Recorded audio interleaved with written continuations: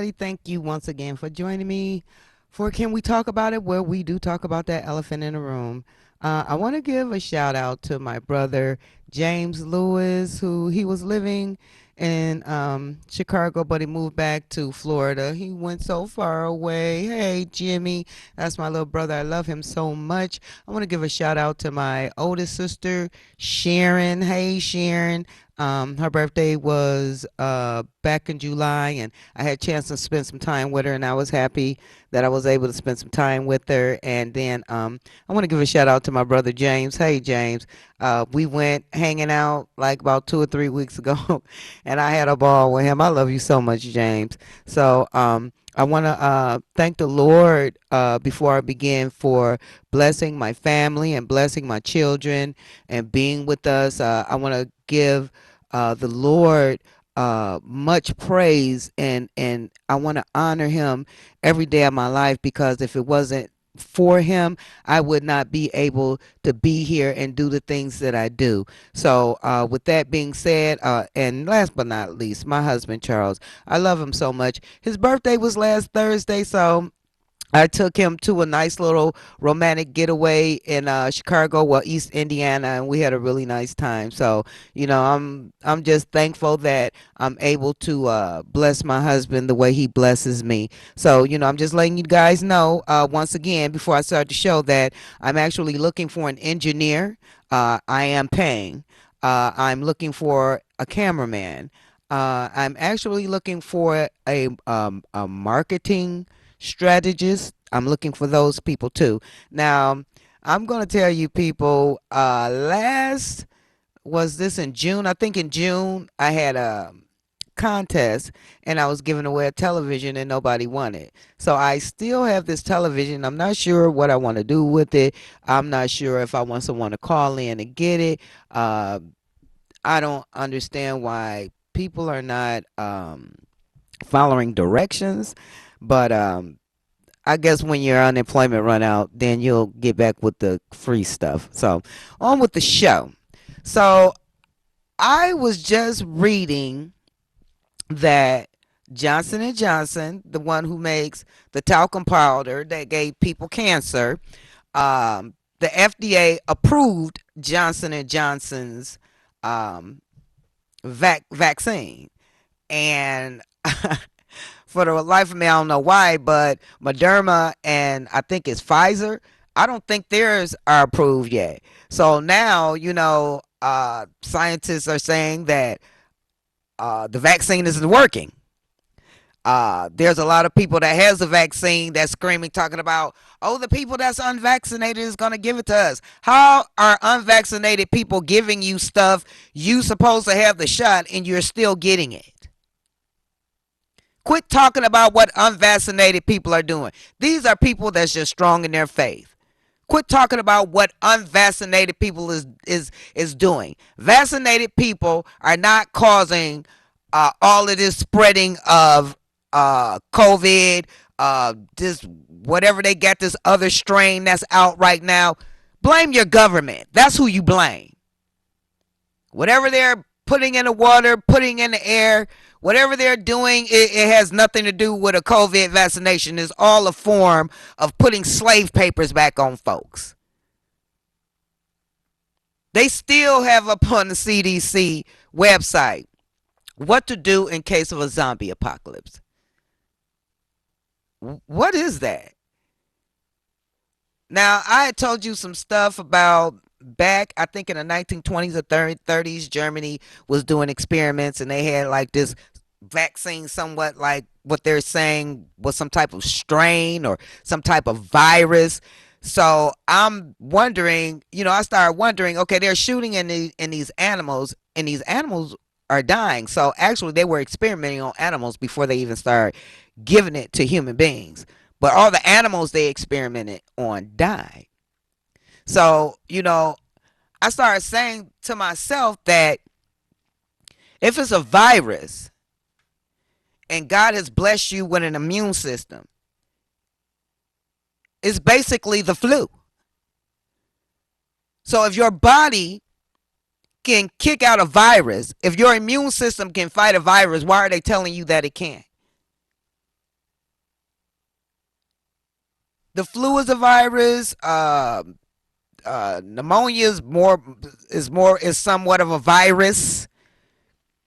It just affects areas of your body that it probably wouldn't affect if you ate right, got your sleep, didn't consume a lot of alcohol or whatnot. If you healthy, you can get through these things. Some people are straight up addicts, and so let me backtrack.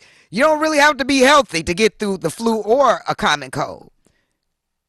But the flu is a virus, the common cold is a virus, and COVID is a virus. So why are we getting these shots? They gave you two. Another virus came, a so-called bigger strain of the virus came out. So now you got to have a booster shot. Now scientists are saying they don't really know if the shot is working or not. So why are we getting the shot again? I'm not understanding. Well, I do understand. I I understand why the government is doing what it's doing, and I understand why people that don't believe in the Lord is doing what they're doing. But why are so-called Christians taking this shot? That's what I want to know. If you are so for God, why are you trusting in man? It was your choice to take the shot. Now, there's a scripture that says that you do right by the laws of the land. That's not anything mandatory. That's not a law that any Christian has to take, because that's against my religious beliefs to take that shot. And I'm not a Jehovah's Witness. It's just against my religious beliefs to take a shot that I feel that could potentially hurt me or cause me harm. Have you guys ever wondered that maybe that virus has a timer on it, and something may happen to you after you've had it 6 or 7 or 8 or 9 or maybe even a year, 9 months to a year? It may have a timer on it that cause you to be some type of way or act some type of way, because dead fetuses, they're shooting dead fetuses in you. That's basically what a lot of the vaccine for COVID is. And we're walking around like, oh, our government got us, we gonna be good. No, you're not. You better start putting your faith in God. I'm talking to the Christians. I'm not talking to the Gnostics and the people that feel like, they want to come to God when they want to come to God. I'm talking about diehard Christians that say, I give my life to Christ, but you're giving your life to man, because you're allowing them to shoot you up with something that's not even FDA approved. So why would you turn around and take a shot from Johnson? This is really wild. Johnson and Johnson and killed so many people with this baby powder, and they're the first ones to get FDA approved. What is that? What does that tell you, people?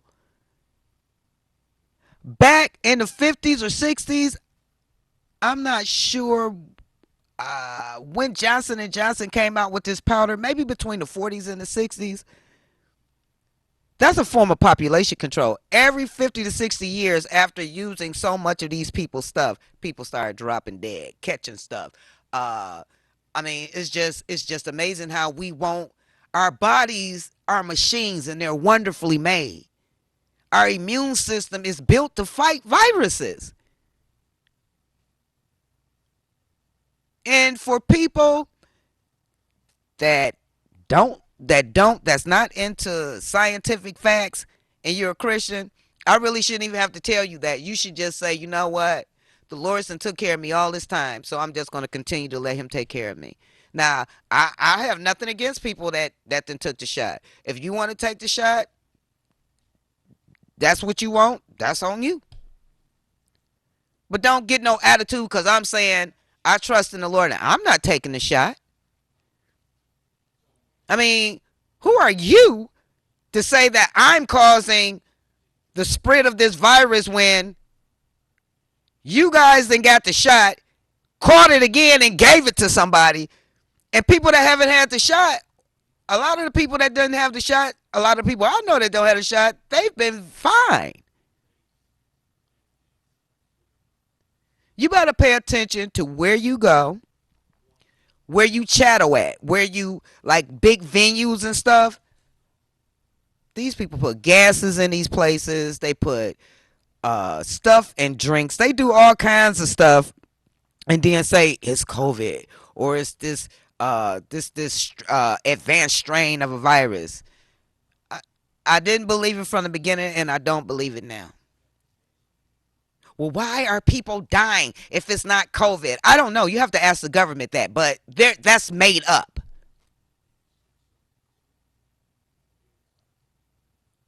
All of these drugs, Pfizer, Moderna, and Johnson and Johnson. These are experimental drugs that they're giving you, ladies and gentlemen. Experimental drugs. You will put your faith in somebody that says, I can save you. The Lord said, don't trust in a man who can destroy your body. You trust in a man that you trust in the spirit that can destroy your body and your soul.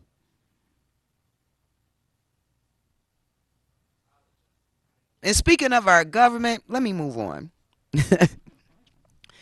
Did you guys hear Biden?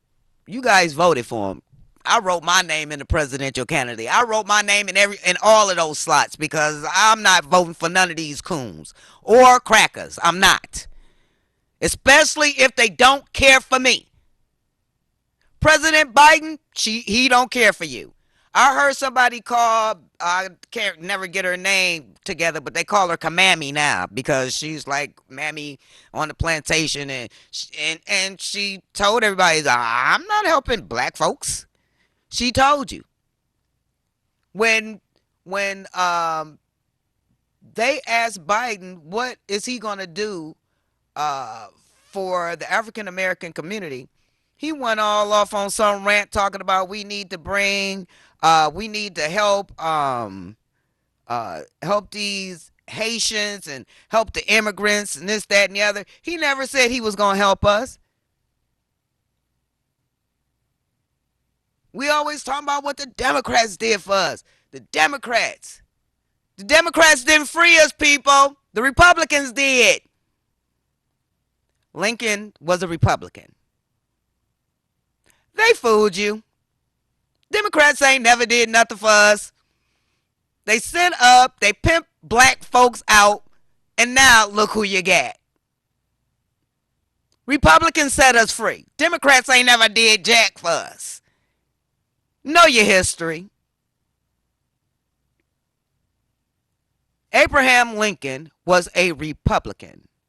The Republican side of our government abolished slavery, not the Democrats. So why everybody always screaming I'm a Democrat, Democrats ain't did nothing for you. As liberal or as conservative as the Republicans are, Republicans abolished slavery.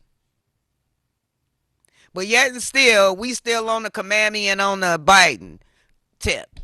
I'm not understanding that. This man sent our soldiers over to Afghanistan saying that, oh, our soldiers are doing a great job and they're teaching the Afghanistans how to fight and stand up. No, they're not. You know why? The Afghanistans are so high over there. They're smoking hash. They're doing cocaine. When they're supposed to be coming for training, they're not wearing their helmets. They're not bringing their guns. They can't be trained because they're so full of drugs. Some of them not coming. And Biden is talking about it was 6,000 Afghanis. From what I had read or I heard actually a reporter on Wawa Radio in Indiana. He played a tape where one of the commanding U.S. officers was saying what I just told you, that these people in Afghanistan, they want us to take care of them. They're not even trying to learn how to fight for themselves.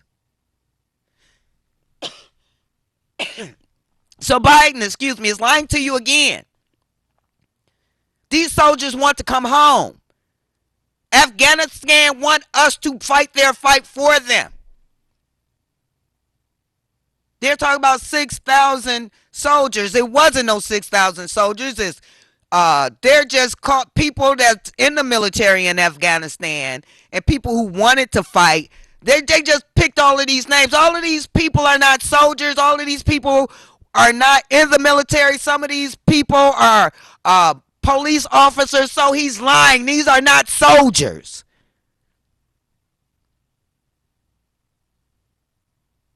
I'm not. Don't let Biden make you think that he's doing a good job, because he's not.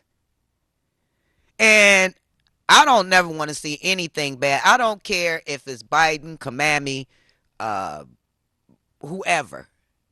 I don't want to see anything happen to, no, to anybody. But I feel this in my spirit. I don't think Biden is going to do his full term. I believe he's sick. Nobody said anything, and I think he's going to pass away before his term is out. I believe he's sicker. You know, he's making people think that he's not sick, but he's sick. You can look at him and tell he's sick. I can look at him and tell he's sick. He acts like he's like coming into the beginning of Alzheimer's or dementia or Parkinson's or something, because if you notice, he's starting to shake. This man is not equipped to run the country. After having a bully like Trump, now the country like we got some little punkified president in here talking about let's sing kumbaya, and behind our backs he's making arrangements for black people, because we're actually collateral for China. If you didn't know that, black folks are.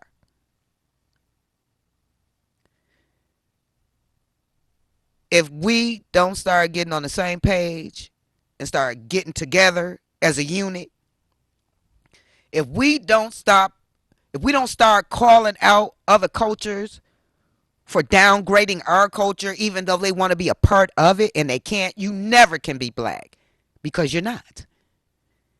You did not experience the same thing us or our ancestors or what we're going through now. You never, ever will experience that, white folks. Never. Now, don't get me wrong. I know I got some white brothers and sisters out here. They love people, and they don't even look at color. And I commend them for that. You know, especially when there's people around here starting to go back to calling white folks nigger lovers. That's how bad it's getting. We not paying no attention. We're going backwards. Why? Because the powers that be, us getting away and abolishment was never a book in a chapter for us. We tricked them. We tricked them to get out of slavery as far as cooking in their kitchens and being foot warmers, laying at the end of their beds, letting them put their nasty, dirty, funky feet on us. Yeah, we're not enslaved with that, but we're still enslaved. The white man owns the hood because we don't own nothing. Now, I took my husband to Red Lobster's. He got some fries and some green beans, and I got some pasta, and we got some biscuits. And I want to say something to it was two young black girls that was sitting at the table. And when we walked past, we didn't really pay no attention to them. And they were like, oh my God. Oh, really? Oh, Sally. And we're thinking that they're white. So we had a wait staff named Dominique. Hi, Dominique. And before I forget, if you go to the Red Lobsters on Telegraph and Ford Road, go on Wednesdays between 12 and closing, Wednesday through Thursday. There's a cook in the back, baby. Whew. His name is Chico. Now, I did order salmon because, once I stopped eating meat and stuff, and then I went through what I went through with H&R Block. I actually started losing a lot of weight. So I started back to eating at least some salmon. So he made this salmon, and this salmon was off the hook. So if you decide that you want to go to Red Lobsters, Go Wednesday through Sundays um, between 11 and 4 p.m. There's a guy in the back named Chico. He's a black guy. Real cool. I gave him a tip. I asked him to come out from behind the kitchen. I want to give him a tip. When people do you good like that, do something for them. And speaking of doing something for somebody, back to these two young girls. They're just as white as they can be. Black as this, black as this. As white as they can be. Talking white as they can be. Dominique, the server, came. She gave them their food. And bravo for you, Dominique. She never once complained. Oh my God, it's about time. You two young ladies need the black slap right back in you. You so you're so not proud of your race to where you will sit up and play the white card with your black selves and try to put another black sister down. How dare you? How dare you? They couldn't have been no more than, I'll say 23, 24. Maybe they were college students, used to being around the white society. To these sisters, if you feel that way about the Red Lobsters, and I'm speaking up for Red Lobsters, the Red Lobsters on Ford Road and Telegraph, where Miss Dominique worked, keep your half black, half white butts out from over there. Because the next time I hear any black folks around me talking like that, and then you want to downgrade a sister, I'm going to call you like I see it. How dare you? Oh my God, it's about time. Girl, these white folks don't want you. You can talk as white as you want. This is what they're looking at. You didn't put yourself in a position where white folks don't want you, and in a minute, black folks ain't gonna want you either. That just makes me so angry how we can jump on everybody's bandwagon and start talking like everybody else. Not to say we ain't got no flavor in white folks. They may not do it in front of us, but they be in their house yo-yo-yoing it up, and we know that. They just not gonna do it in front of us. They call us niggas and all kinds of stuff, but guess what? They're not gonna say it in our face. Now, white supremacists might. Karen or Keith might. Oh, and speaking of Karen, there are black Karens and white Karens. I just found that out when I went to the Red Lobsters. It meant those two young Karens talking out of the side of their mouths to a young woman trying to make it. If we don't start sticking with our own, not to say that, we won't barter with folks or we won't try to be there for folks, but we got to start being there for ourselves.